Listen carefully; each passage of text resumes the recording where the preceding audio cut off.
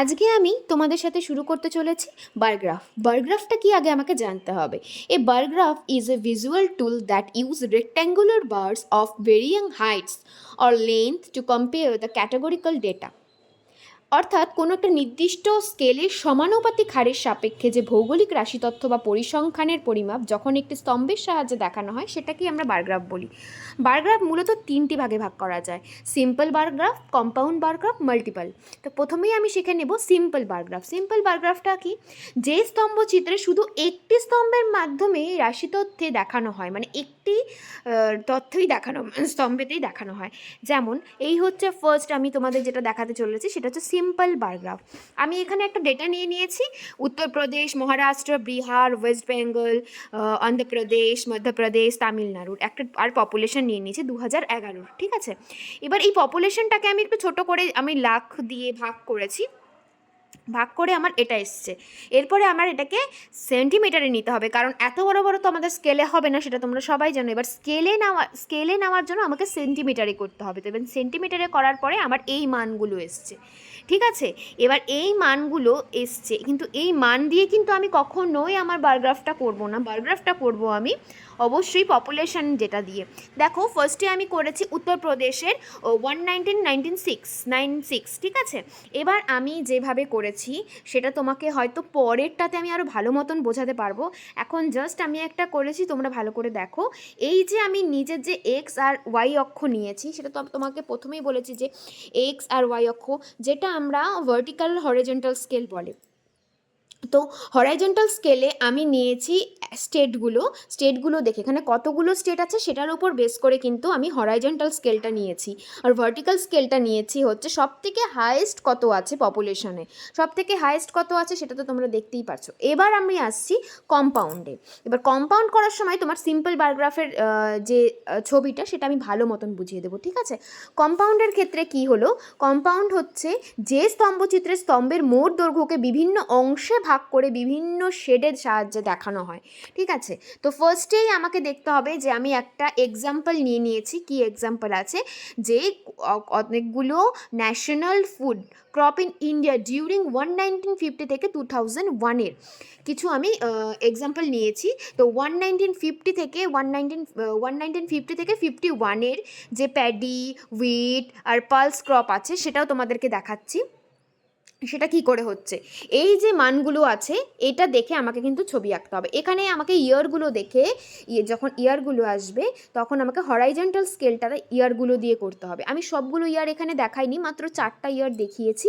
ঠিক আছে, পরেরগুলো তো করেই নিতে পারবে, তোমাদেরকে দুটো একটা দেখালেই তোমরা করতে পারবে। তো এই আমি একটা হরাইজন্টাল ভার্টিক্যাল স্কেল টেনে নিয়েছি, তারপরে কিন্তু আমি এখানে পয়েন্ট আউটও করে নিয়েছি। ঠিক আছে, এবার আমি ওই 1 সেমিকে কিন্তু আবার 0.5 দিয়ে ভাগ করেছি, কারণ 0.5 করে আমাকে নিতে হবে। তোমাদেরকে সেটা ভালো করে বুঝিয়ে দিচ্ছি, তুমি দেখো। এই যে 1 সেমিকে আমি আবার ভাগ করেছি এখান থেকে 0.5। এবার 0.5 ফার্স্টেরটাতে আমার 1950-র যে মানটা আছে সেটা আমাকে প্যাডির মানটা নিতে হবে। প্রথমে আমাকে নিতে হবে প্যাডিরটা কত আছে, 2.15। ঠিক আছে, তো ফার্স্টেই আমাকে নিতে হবে 2.15-এর মানটা আমাকে নিতে হবে। তো প্যাডিতে আমি ফার্স্টে 2.15-এর মানটা নিয়ে নিলাম। নেওয়ার পরে তারপরে আমি কি করব, যখন আমার এটার মান নেওয়া হয়ে গেল তারপরে আমাকে আবার উইটে যেতে হবে। তো এটা দেখো আমি কিভাবে করেছি সেটা তোমাদের সাথে শেয়ার করছি, একটু দেখে নাও ভালো করে। আর আমি কিন্তু সাইডে দিয়ে নিয়েছি, আমি 1 2 3 করে, মানে 1 সেমিতে 1 সেমি করেই ধরেছি। তোমরা চাইলে অল্প কম বেশি করতেই পারো, সেটা তোমাদের ওপর। এবার আমি কিন্তু এই এক্সাম্পলের মধ্যে আবার সেমি দিয়ে করে নিয়েছি। প্যাডিকে যেমন সেমি দিয়ে করেছি, 10 দিয়ে ভাগ করেছি সবগুলোকে।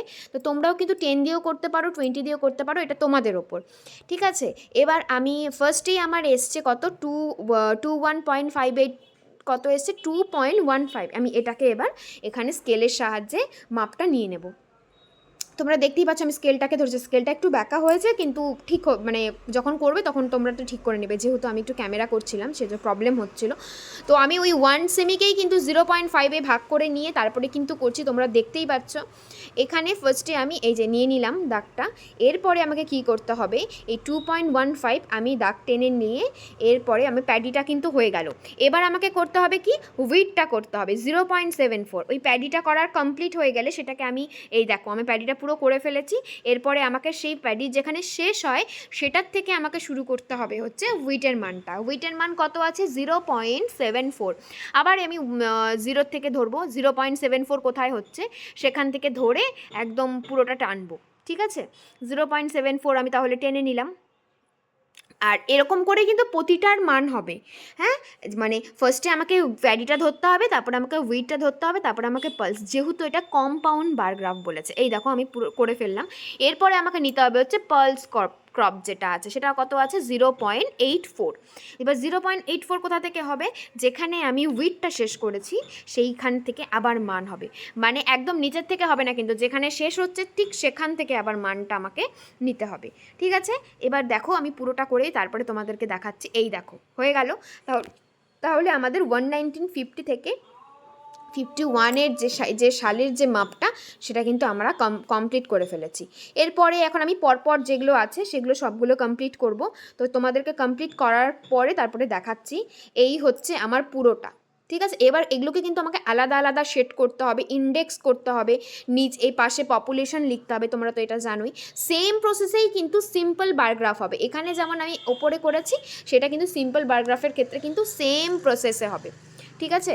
এবার এই দেখো আমি হচ্ছে 4টা করে তোমাদেরকে দেখিয়েছি। এরপরে তোমরাও ট্রাই করবে, আশা করি আমি যেভাবে বোঝালাম তোমরা হয়তো বুঝতে পেরেছো। এই হচ্ছে আমার কমপ্লিট। আর এই ওপরের কিন্তু হেডিংটা আমি আবার বলছি, এটা কিন্তু ক্যাপিটাল লেটারেই হবে। আমি যেহেতু বোঝানোর জন্য আমি স্মল লেটারে লিখেছি। এই হচ্ছে আমার পুরো ক্যালকুলেশন প্লাস আমার ড্রয়িংটা, মানে বারগ্রাফটা। আর এটা না, এখানে তো প্রথম আমরা তো জানি সবাই যে এটার মোট দৈর্ঘ্যকে বিভিন্ন অংশে ভাগ করে বিভিন্ন শেডের সাহায্যে দেখানো হয়। তো আমি কিন্তু বিভিন্ন শেডের সাহায্যে তোমাদেরকে দেখিয়ে দিয়েছি কোনটা উইট, কোনটা পালস, কোনটা প্যাডি, ঠিক আছে?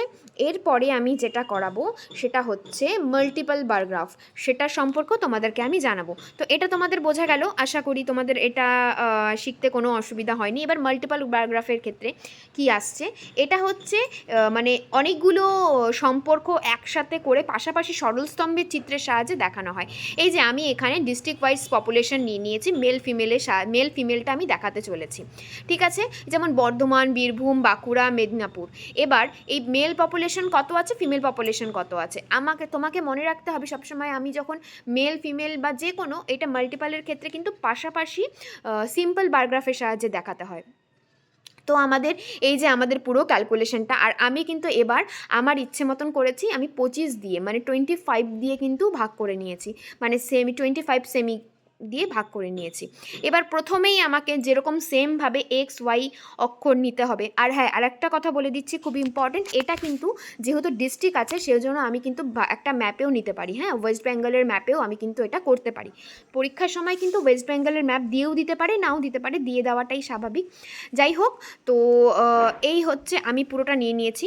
তো আমি ওয়াই অক্ষটা কি দেখে নিয়েছি, কতটা হায়েস্ট আছে, মেল ফিমেল মেলে আমার কত হায়েস্ট আছে এটা নিলাম। আমি 5 ধরেছি, মানে প্রতিটা সেমি আমি 1 2 3 4 করে 1 সেমি করে নিয়েছি।